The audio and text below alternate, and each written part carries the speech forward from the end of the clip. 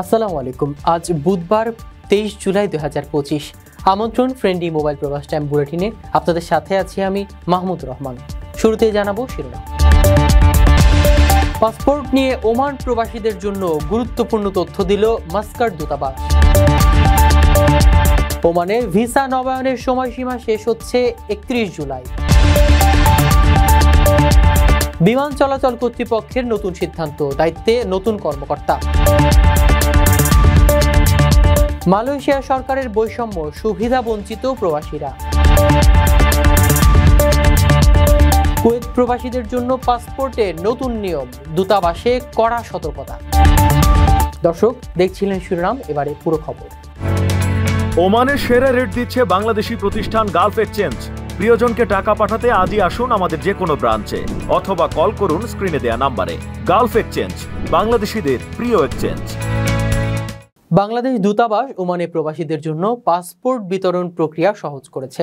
এখন ঘরে বসেই বা নিকটস্থ ওমান পোস্ট থেকেই পাসপোর্ট নিতে পারবেন। যারা এখনও পাসপোর্ট সংগ্রহ করেননি তারা দূতাবাসে ফেসবুক পেজ থেকে আবেদন ফর্ম ও প্রয়োজনীয় তথ্য পেতে পারেন। এই উদ্যোগ প্রবাসীদের সময় ও খরচ বাঁচাবে। এখন ওমানে বসবাসরত প্রবাসীদের জন্য পাসপোর্ট বিতরণের প্রক্রিয়া আরও সহজতর করেছে বাংলাদেশ দূতাবাস ওমান।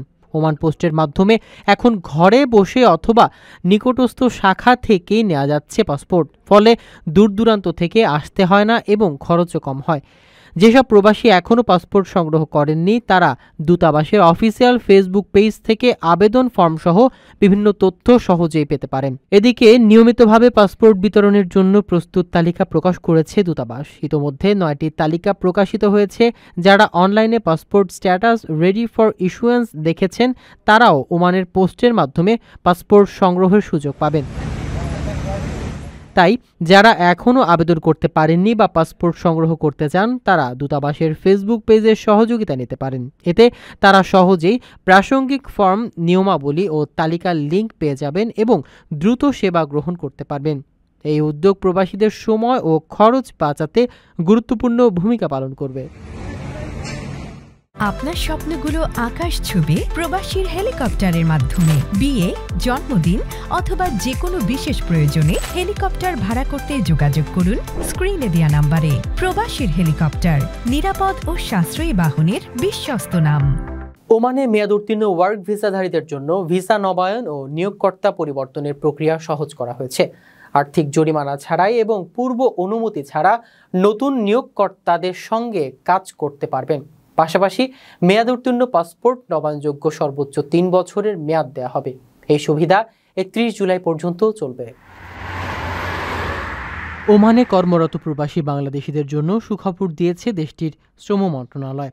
ব্লক ওয়ার্ক ভিসাধারী যারা ভিসার মেয়াদ উত্তীর্ণ অবস্থায় রয়েছেন তাদের ভিসা নবায়ন ও নিয়োগকর্তা পরিবর্তনের প্রক্রিয়া সহজতর করা হয়েছে। আর্থিক জরিমানা আরোপ করা হবে না এবং পূর্ববর্তী নিয়োগকর্তার অনুমতির প্রয়োজনও নেই। নতুন নিয়োগকর্তা অনলাইনে আবেদন করলে স্বয়ংক্রিয়ভাবে অনুমোদন পাওয়া যাবে।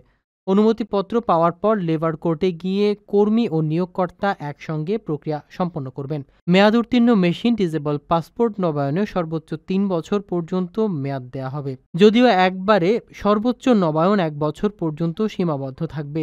এই বিশেষ সুবিধা আগামী 31 জুলাই পর্যন্ত কার্যকর থাকবে।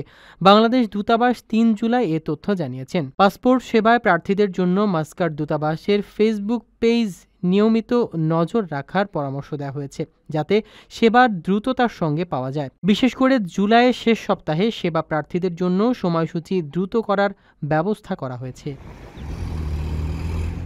প্রিয় প্রবাসী, আপনার নিরাপদ ভবিষ্যতের জন্য অর্ধেক দামে আজই ফ্ল্যাট বুকিং করুন।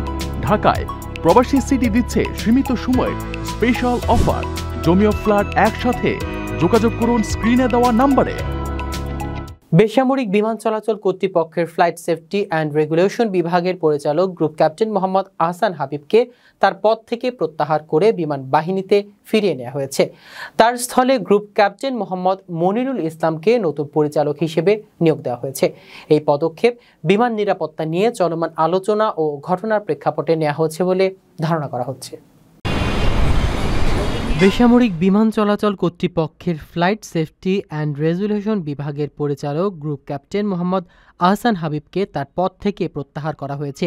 22 জুলাই মঙ্গলবার জনপ্রশাসন মন্ত্রণালয়ের যুগ্ম সচিব আবুল হায়াত মোহাম্মদ রফিকের স্বাক্ষরিত এক প্রজ্ঞাপনের মাধ্যমে এ তথ্য জানানো হয়। প্রজ্ঞাপনে উল্লেখ করা হয়েছে, গ্রুপ ক্যাপ্টেন আহসান হাবিবকে সরিয়ে বাংলাদেশ বিমান বাহিনীতে ফিরিয়ে নেওয়া হয়েছে এবং তার চাকরি সশস্ত্র বাহিনী বিভাগে ন্যস্ত করা হয়েছে। এই সিদ্ধান্ত রাষ্ট্রপতির আদেশক্রমে কার্যকর হয়েছে বলে জানানো হয়। নতুন দায়িত্ব হিসেবে গ্রুপ ক্যাপ্টেন মোহাম্মদ মনিরুল ইসলামকে প্রেষণে বেবি চকের ফ্লাইট সেফটি অ্যান্ড রেজুলেশন বিভাগের পরিচালক হিসেবে নিয়োগ দেওয়া হয়েছে। এ লক্ষ্যে তার চাকরি এখন থেকে বেসামরিক বিমান পরিবহন ও পর্যটন মন্ত্রণালয়ে ন্যস্ত থাকবে। সম্প্রতি দেশের বিমান চলাচল ও নিরাপত্তা সংক্রান্ত কয়েকটি ঘটনা এবং আলোচনার প্রেক্ষাপটে এ পদক্ষেপ নেওয়া হয়েছে বলে ধারণা করা হচ্ছে। তবে সরাসরি এ বিষয়ে কোনো মন্তব্য জানানো হয়নি। এই রদবদলকে কেন্দ্র করে বিমান পরিবহন খাতে নীতি নির্ধারণ মহলে নতুন নির্দেশনার ইঙ্গিত মিলছে। আকর্ষণীয় রেট ও দারুণ সব ডাটা বান্ডেল পেতে আজই ব্যবহার করুন ফ্রেন্ডলি সিম। মালয়েশিয়ায় মূল্যস্ফীতি ও জীবনযাত্রার ব্যয় বাড়ায় প্রধানমন্ত্রী আনোয়ার ইব্রাহিম দেশীয় নাগরিকদের জন্য নগদ সহায়তা ও জ্বালানি ছাড় ঘোষণা করেছে। তবে বাংলাদেশ সহ প্রবাসী শ্রমিকরা এই সুবিধার বাইরে থাকায় তাদের জীবনের খরচ আরও বেড়ে যাওয়ার শঙ্কা রয়েছে।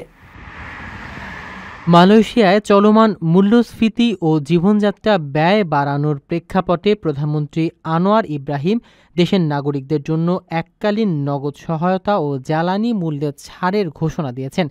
দেশের 18 বছরের ঊর্ধ্বে সকল নাগরিক পাবে 100 রিঙ্গিত, যা প্রায় $24 মতো, যা বিতরণ শুরু হবে 21 আগস্ট থেকে। একই সঙ্গে রন 95 জ্বালানি মূল্য কমিয়ে 2.05 থেকে 1.99 রিঙ্গিত নির্ধারণ করা হয়েছে। তবে এই সহায়তা শুধুমাত্র মালয়েশীয় নাগরিকদের জন্য প্রযোজ্য, যার বাইরে থাকবে বাংলাদেশ সহ বিভিন্ন দেশের লাখো প্রবাসী শ্রমিক। এর ফলে জীবনযাত্রার চাপ থেকে তারা কোনো সরাসরি আর্থিক স্বস্তি পাচ্ছেন না, বরং নতুন নীতিমালায় উল্লেখ করা হয়েছে বিদেশিদের জন্য জ্বালানির মূল্য নির্ধারিত হবে বাজার দরের ভিত্তিতে, যা তাদের ব্যয় আরও বাড়াতে পারে। বিশেষজ্ঞরা বলছেন, এই বৈষম্য প্রবাসীদের ভোগান্তি বাড়াতে পারে, যারা ইতোমধ্যে উচ্চ বাসা ভাড়া, স্বাস্থ্যসেবা ও নিত্য প্রয়োজনীয় দ্রব্যের দামে বিপাকে রয়েছেন। প্রবাসীদের আর্থিক অবদান দেশের অর্থনীতিতে গুরুত্বপূর্ণ হলেও তাদের জন্য আলাদা কোনো সহায়তার কথা এখনও ঘোষিত হয়নি। অনেকেই এখন সরকারের দৃষ্টি আকর্ষণের অপেক্ষায় রয়েছেন। কুয়েতে বাংলাদেশ দূতাবাস সতর্ক করে বলেছে, নতুন পাসপোর্ট পেয়ে গেলে দ্রুত সিভিল আইডিতে পাসপোর্ট নম্বর পরিবর্তন করতে হবে, না হলে বিমানবন্দরে যাতায়াতের সময় সমস্যা হতে পারে এবং দেশে ফেরার পর আবার কুয়েতে প্রবেশ নিষিদ্ধ হতে পারে। কুয়েতে অবস্থানরত বাংলাদেশি প্রবাসীদের জন্য জরুরি বার্তা দিয়েছে বাংলাদেশ দূতাবাস। তারা জানায়, দূতাবাস থেকে নতুন পাসপোর্ট ইস্যু করার সময় স্বয়ংক্রিয়ভাবে পুরাতন পাসপোর্ট বাতিল হয়ে যায়। তবে সাম্প্রতিক সময় দেখা যাচ্ছে কিছু প্রবাসী নতুন পাসপোর্ট পাওয়ার পরেও কুয়েতে সিভিল আইডি কার্ডে পাসপোর্ট নম্বর হালনাগাদ না করে এয়ারপোর্টে সফরের চেষ্টা করছেন। এই কারণে সংশ্লিষ্ট প্রবাসীরা কুয়েত ইমিগ্রেশন কর্তৃপক্ষের কাছে সফর অনুমতি না পেয়ে বাধ্য হয়ে ফিরিয়ে দেওয়া হচ্ছে। যদিও তারা বাংলাদেশে যেতে পারছেন, তবে পুনরায় কুয়েতে ফিরতে পারছেন না, কারণ কুয়েত ইমিগ্রেশন তাদের স্থায়ীভাবে বহিষ্কার করেছেন। এই পরিস্থিতি প্রবাসীদের জন্য কঠিন সমস্যা সৃষ্টি করেছে। বাংলাদেশ দূতাবাস থেকে সকল কুয়েত প্রবাসীকে অনুরোধ জানানো হয়েছে যে নতুন পাসপোর্ট গ্রহণের পর অবিলম্বে সিভিল আইডি কার্ডে নতুন পাসপোর্ট নম্বর হালনাগাদ করার জন্য প্রয়োজনীয় ব্যবস্থা গ্রহণ করুন, যাতে ভবিষ্যতে যাতায়াতে কোনো জটিলতা না হয় এবং অবাধে কাজ ও জীবনযাপন নিশ্চিত করা যায়। দূতাবাসের এই নির্দেশনা প্রবাসীদের জন্য অত্যন্ত জরুরি, তাই সবাইকে দয়া করে নিয়ম মেনে দ্রুত পদক্ষেপ নিতে হবে। দর্শক, দেখছিলেন ফ্রেন্ডলি মোবাইল প্রবাস টাইম বুলেটিন। শেষ করার আগে শিরোনামগুলো জানিয়ে দিচ্ছি আরও একবার। পাসপোর্ট নিয়ে ওমান প্রবাসীদের জন্য গুরুত্বপূর্ণ তথ্য দিল মাস্কাট দূতাবাস। ওমানের ভিসা নবায়নের সময়সীমা শেষ হচ্ছে 31 জুলাই। বিমান চলাচল কর্তৃপক্ষের নতুন সিদ্ধান্ত, দায়িত্বে নতুন কর্মকর্তা। মালয়েশিয়া সরকারের বৈষম্য, সুবিধা বঞ্চিত প্রবাসীরা। কুয়েত প্রবাসীদের জন্য পাসপোর্টে নতুন নিয়ম, দূতাবাসে কড়া সতর্কতা।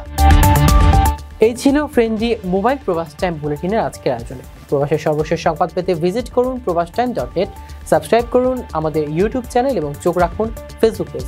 পরবর্তী বুলেটিন দেখার আমন্ত্রণ জানিয়ে আজকের মতো বিদায় নিচ্ছি আমি মাহমুদ রহমান। সে পর্যন্ত সবাই ভালো থাকবেন, নিরাপদে থাকবেন। আল্লাহ হাফেজ।